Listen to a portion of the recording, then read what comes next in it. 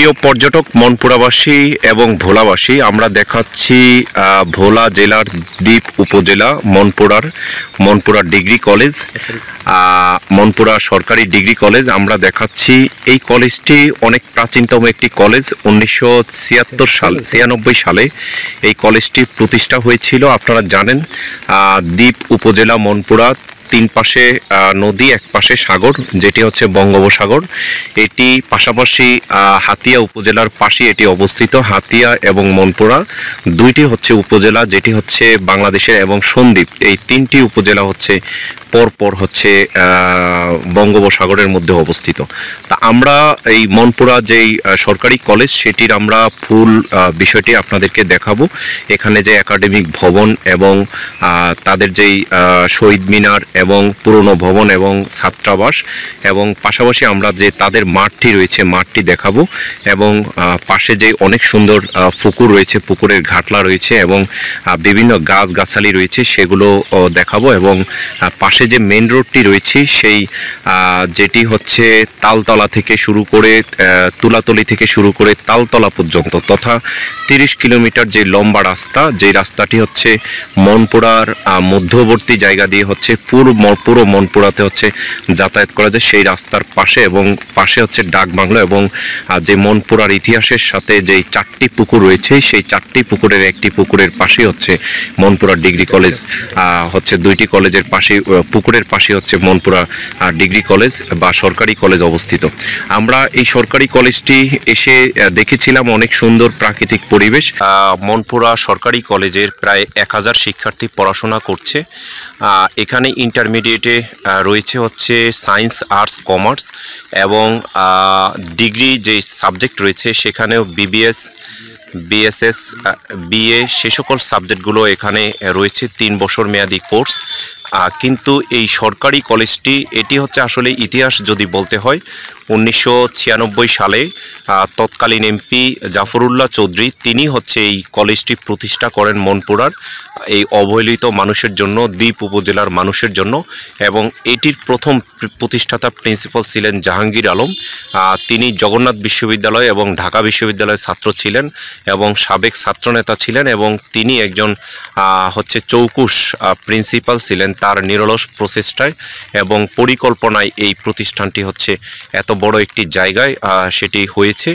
আমরা দেখেছিলাম এই কলেজের যদি একটু আলোচনা কিংবা সমালোচনা করতে হয়, এখানে যেই একটি আইসিটি ভবন দিয়েছেন সাবেক সরকার, সেজন্য থ্যাঙ্কস জানানো হচ্ছে। কিন্তু পাশাপাশি যে পুরনো ভবনগুলো রয়েছে, সেই ভবনের জরাজীর্ণ অবস্থা দেখলে সেটি হচ্ছে খুবই বেদনাদায়ক মনে হচ্ছে।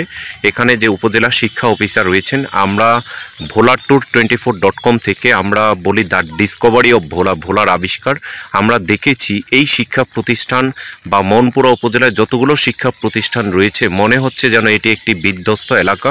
এখানে কোনো নতুন কোনো শিক্ষা ভবন, একাডেমিক ভবন নির্মাণ হয়নি, এবং প্রত্যেকটি ভবনের সামনে যেটি যে শিক্ষা প্রতিষ্ঠান না, এটি হচ্ছে অন্য কোনো কিছু, কোনো নাম লেখা নাই এবং হচ্ছে থাকেনি, এবং হচ্ছে যেটির প্রতিষ্ঠা সাল, যে সকল বিষয়গুলো হচ্ছে একটি প্রতিষ্ঠানকে ভেরি করে, সেটি থাকেনি। এই দীর্ঘ 30 বছর পর্যন্ত এই প্রতিষ্ঠানটি তার বিভিন্ন শিক্ষার্থীদের হচ্ছে লালন করে আসছেন, এবং শিক্ষার্থীরা দেশে এবং প্রবাসে এবং বিদেশে বিভিন্ন জায়গায় হচ্ছে ভালো অবস্থানে রয়েছে।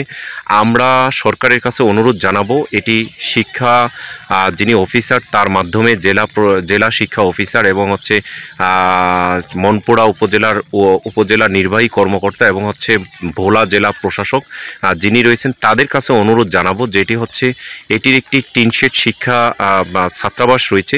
এখানে যাতে বহুতল 2টি ছাত্রাবাস নির্মাণ করা হয়, সেটি হচ্ছে একটি ছাত্রদের জন্য এবং একটি ছাত্রীদের জন্য। আমরা পাশাপাশি দেখেছি হাতিয়া উপজেলায় তারা 5 তলা করে 2টি মানে 500 শয্যা বিশিষ্ট হচ্ছে ছাত্রাবাস তৈরি করেছেন। সেটি দ্বীপ হাতিয়া কলেজ, কিন্তু এই মনপুরা দ্বীপকে যেটি হচ্ছে ব্র্যান্ডিং করে থাকে, অথবা মনপুরা উপজেলাকে যেটি হচ্ছে মানে হচ্ছে ব্র্যান্ডিং সহ অন্যান্য মানে ইসে করে থাকে, সেই প্রতিষ্ঠানটির যদি এত জরাজীর্ণ অবস্থা হয়, তাহলে পাশাপাশি শিক্ষার্থীরা যে যে অনুরূপভাবে সন্দ্বীপ উপজেলা রয়েছে সেখানেও কিন্তু শিক্ষা প্রতিষ্ঠানের ভালো অবস্থা। তো এখানে শিক্ষা অফিসার যিনি রয়েছেন এবং জেলা প্রশাসক সহ অন্তর্বর্তীকালীন সরকারের যারা রয়েছেন, তারা এই প্রতিষ্ঠানটির 2টি ছাত্রাবাস এবং হচ্ছে একাডেমিক ভবন এবং এই প্রতিষ্ঠানে অনার্স চালু করার জন্য সেই আশা প্রত্যাশা করছি, অনার্স এবং মাস্টার্স, যেটি করলে এই প্রতিষ্ঠানের শিক্ষার্থীরা, এই মনপুরা উপজেলার শিক্ষার্থীরা, বিশেষ করে হচ্ছে নারী শিক্ষার্থীরা, তাহলে হচ্ছে অন্য উপজেলায় যেতে হবে না, ঢাকায় যেতে হবে না। তাদের জন্য এখানের অনেক মানুষ হচ্ছে খেটে খাওয়া মানুষ, তারা হচ্ছে তাদের সন্তানকে হচ্ছে ঢাকাতে অনেক টাকা দিয়ে তারা পড়াতে পারেনি বা ভোলাতে অন্য জায়গায় গিয়ে পড়াতে পারেনি। সেই জন্য যদি আবাসিক নির্মাণ করে দেওয়া হয়, এখানে থেকে তারা পড়াশোনা করতে পারবে এবং হচ্ছে অনার্স সাবজেক্ট চালু করা হয়, তাহলে এখানে পড়াশোনা শেষ করেই তারা হচ্ছে কর্মক্ষেত্রে বাংলাদেশের বিভিন্ন অবদান রাখতে পারবে।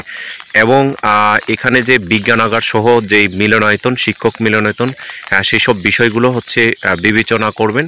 এবং এই স্কুলের চারপাশে সুন্দর গাছ রয়েছে, কিন্তু একটি সীমানা প্রাচীর নেই, যে কোনো সময় হচ্ছে এখানে দুর্ঘটনার সম্ভাবনা থাকতে পারে। সেই ক্ষেত্রে একটি সীমানা প্রাচীর নির্মাণ করতে হবে এবং পাশাপাশি এখানে একটি মাঠের মধ্যে যে ফুটবল খেলার জন্য যে সকল বিষয় রয়েছে, সেটি 2টি ফুটবলের হচ্ছে যেটি হচ্ছে কিপার বা যেটিকে বলে, সেটি নির্মাণ করার অনুরোধ জানাচ্ছি। এবং এই প্রতিষ্ঠানটিকে যাতে হচ্ছে টিকে থাকে, এই প্রতিষ্ঠানটি দীর্ঘদিন পর্যন্ত যাতে হচ্ছে মানে চলমান থাকে এবং এই প্রতিষ্ঠানের যে সকল কাজগুলো বাকি রয়েছে সেই কাজগুলো পরিপূর্ণভাবে তৈরি করে এবং এই প্রতিষ্ঠানের যেই জরাজীর্ণ ভবনগুলো, সেখানে নতুন নতুন একাডেমিক ভবন নির্মাণ করে এবং রং করে, উপজেলা প্রশাসক কর্তৃক রং করে সেটি যাতে নতুন করে সাজানো হয়, সে আশা প্রত্যাশা করে বিদায় নিচ্ছি। মোসলেউদ্দিন তরুণ, ভোলা tour24.com, মনপুরা, ভোলা। ধন্যবাদ সকলকে।